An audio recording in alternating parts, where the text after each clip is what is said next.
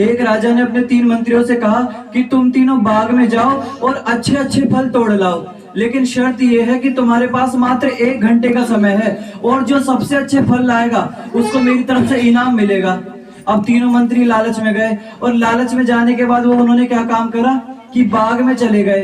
अब जो पहला मंत्री था उसने तो ईमानदारी से क्या करा, अच्छे अच्छे जितने भी फल पेड़ पर लगे थे सारे के सारे फल तोड़ लिए। लेकिन जो दूसरा था वो थोड़ा आलसी था, उसने आधा घंटा तो आराम किया और आधा घंटा फिर फल तोड़ने लगा। अब लेकिन आधे घंटे में उसने क्या काम करा कि फल तो तोड़े लेकिन कुछ पेड़ के अच्छे फल ले लिए और कुछ एक दो जमीन के उठा लिए। लेकिन जो तीसरे वाला मंत्री था वो बहुत आलसी था और बहुत नालायक था।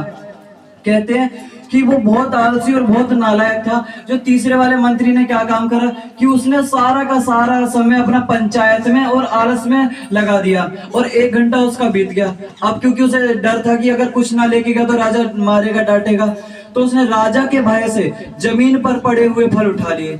अब क्योंकि उसने जब जमीन पर पड़े हुए फल उठाए तो क्या हुआ कि अब वो तीनों के तीनों मंत्री राजा के सामने अपने अपने फल लेकर चले और जब अपने अपने फल लेकर तीनों के तीनों मंत्री चले तो राजा ने कहा इन तीनों से कि क्या तुम तीनों फल ले आए? मंत्रियों ने कहा कि जी महाराज हम फल ले आए। राजा ने कहा एक काम करो, इन तीनों को जेल में डाल दो और खाने के लिए वही देना जो ये तीनों लेकर आए हैं। अब क्योंकि जो पहला मंत्री था उसने तो अच्छे अच्छे फल तोड़े तो उस मंत्री ने अपने सारे फल खाए और वो सुख से जीवन बिता रहा है। लेकिन जो दूसरा मंत्री था उसने आधे तो अच्छे तोड़े थे और आधे बुरे तोड़े थे। तो जब अच्छे अच्छे खा लिए तो ठीक, लेकिन जब बुरे खाए तो बीमार पड़ गया। लेकिन जो तीसरा मंत्री था जिसने काम चोरी की, जिसने आलस से किया, जिसने खराब फल उठाए, सड़े हुए फल उठाए जमीन पर पड़े हुए, जब उसने वो फल खाए तो वो फल खाने के कारण वो बीमार पड़ा और मर गया। अब आप लोग बताओ इनकी करनी का जिम्मेदार कौन? ये तीनों मंत्री खुद या वो राजा जिन्हें इन्होंने बाग में भेजा?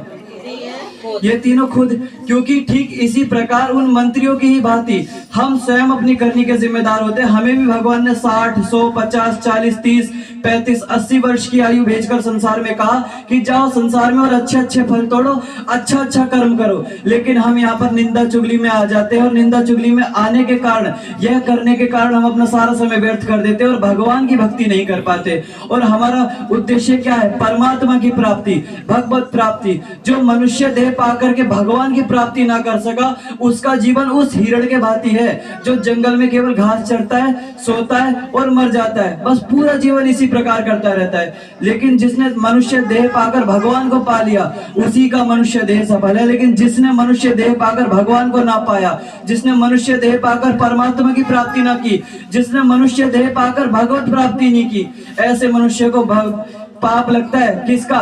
भगवान के अपराध का, कि उसे मनुष्य देह तो मिली परंतु मनुष्य देह के पाने के कारण भी उसने भगवान की भक्ति नहीं की।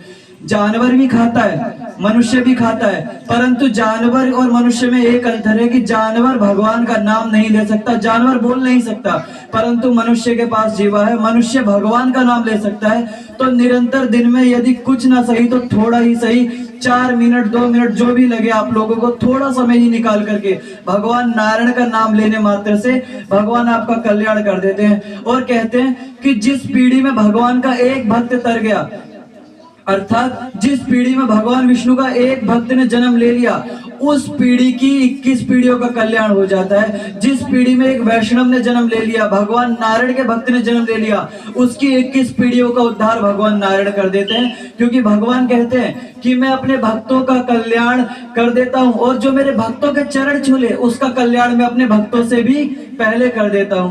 भगवान की भक्तों की शरण ग्रहण करना बहुत बड़ी बात है। और कभी भगवान की कृपा ना प्राप्त हो तो किसी भगवान के भक्ति के चरण पकड़ लेना, भगवान आपका कल्याण सबसे पहले कर देंगे। क्योंकि भगवान कहते हैं कि निर्मल मन जन सो मोहि पावा, मोहि छल कपट छेद्र न भावा। और निर्मल मन रखना चाहिए मनुष्य को। जिसका मन निर्मल ना हो वो भगवान को भी प्राप्त नहीं कर सकता, और जिसका मन निर्मल है वो अंततः भगवान को पा ही जाता है।